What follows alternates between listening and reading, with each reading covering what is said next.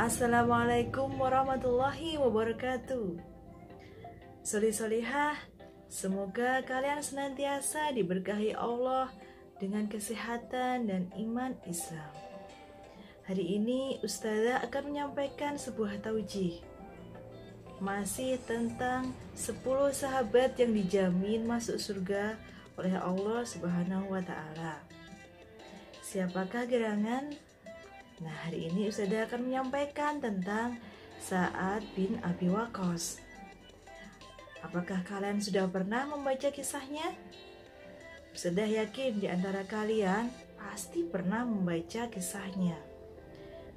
Sa'ad bin Abi Waqqas ini terkenal dengan seorang pemanah yang hebat dan doanya yang selalu dikabulkan oleh Allah.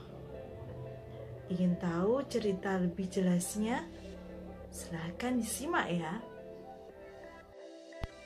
Sa'ad bin Abi Waqqas berasal dari Bani Zuhroh. Ia merupakan paman Nabi Muhammad SAW dari garis pihak ibu. Sa'ad lahir dan besar di kota Mekah. Sejak kecil dia gemar memanah dan membuat busur panah sendiri. Sosoknya tidak terlalu tinggi namun bertubuh tegap dengan potongan rambut pendek. Orang-orang selalu membandingkannya dengan sang muda. Ia sangat benci pada agama kaumnya.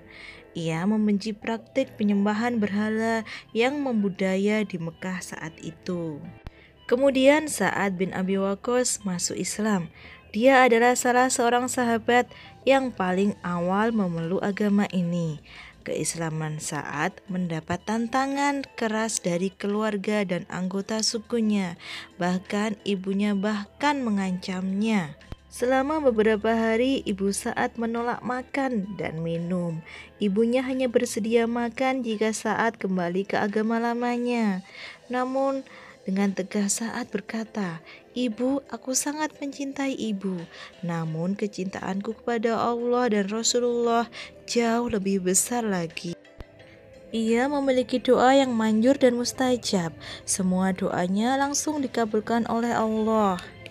Rasulullah pernah meminta kepada Allah Subhanahu wa Ta'ala agar doa Sa'ad menjadi doa yang mustajab dan tidak pernah tertolak. Beliau bersabda, "Ya Allah, tepatkan lemparan panahnya dan kabulkanlah doanya." Hadis riwayat Al-Hakim. Doa Rasulullah SAW tersebut menjadikan Sa'ad seorang prajurit pemanah yang hebat dan ahli ibadah yang terkabul doanya. Sa'ad bin Abi Waqqas adalah orang pertama yang melemparkan anak panah di jalan Islam. Ia ikut berjuang dalam perang Badar bersama saudaranya yang bernama Umair bin Abi Waqqas. Pada perang Uhud bersama Zaid, Sa'ad terpilih menjadi salah satu pasukan pemanah terbaik.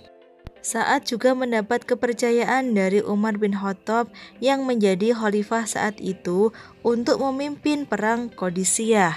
Perang Qadisiyah adalah perang legendaris antara kaum muslim melawan Majusi Persia. Sebanyak 3.000 pasukan kaum muslimin berhadapan dengan 100.000 pasukan Persia yang bersenjata lengkap.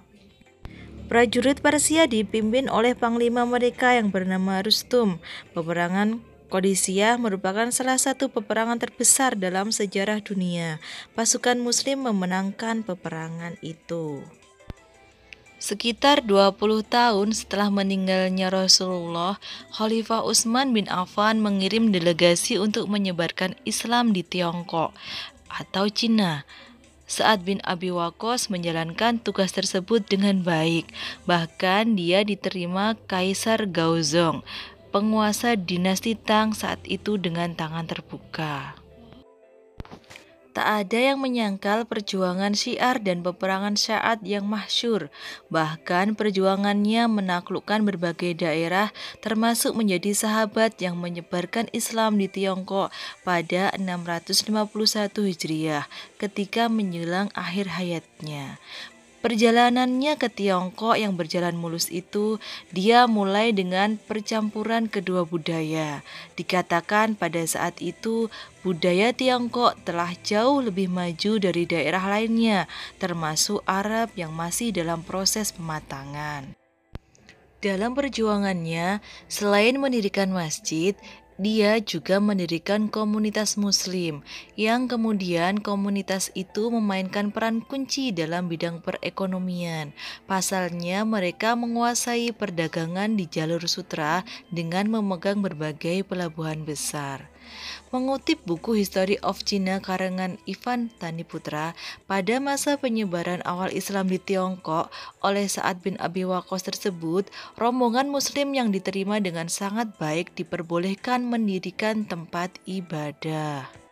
Bahkan penguasa dinasti Tang saat itu juga memperbolehkan Muslim untuk tidak melakukan penyembahan terhadap kaisar karena dia paham Muslim tidak diperkenankan menyembah manusia. Upayanya dalam menyebarkan Islam di dataran Tiongkok kini masih berjaya. Hal itu terbukti dengan bertahannya masjid tua di Timur Tengah sana, Masjid Huaising yang dibangunnya antara 627 Masehi. Masjid dengan luas 5 hektar itu menjadi salah satu masjid tertua di Tiongkok, bahkan telah berusia ribuan tahun hingga saat ini. Selain dikenal sebagai Xian Xingxianxi, masjid kehormatan utama, masjid tua itu juga disebut memiliki makam Sa'ad bin Abi Waqqas. Konon Sa'ad bin Abi Waqqas menyebarkan Islam kepada masyarakat Cina hingga akhir hayatnya. Meski ada versi lainnya yang menyebut bahwa Sa'ad wafat dan dimakamkan di Baqi. Seiring perjuangan syiar Sa'ad bin Abi Waqqas, pemerintahan dan kekaisaran Tiongkok juga silih berganti. Begitu pula komunitas Muslim setelah meninggalnya Sa'ad yang kesulitan. Terlebih karena banyaknya larangan dari kekaisaran dinasti Ming, termasuk larangan menyembelih hewan kurban dan larangan ibadah haji, serta membangun masjid pada saat itu. Saat hidup hingga usianya hampir 80 tahun. Menjelang wafatnya, Sa'ad meminta putranya untuk mengafaninya dengan jubah yang ia gunakan dalam perang Badar. Wahai putraku, kafani aku dengan jubah ini, karena aku ingin bertemu dengan Allah Subhanahu wa Ta'ala dalam keadaan memakai pakaian ini, ujar Sa'ad kepada putranya. Saat wafat pada tahun 55 Hijriah di sisi anaknya, ia dikafani dengan kain yang pernah dipakainya saat perang Badar dahulu. Baik solih-solihah, demikian tauji dari Ustazah. Semoga kalian dapat mengambil hikmahnya dan bisa meneladani dari tokoh yang sudah sampaikan, yaitu Sa'ad bin Abi Waqqas. Ada kurang lebihnya Ustazah mohon maaf. Wassalamualaikum warahmatullahi wabarakatuh.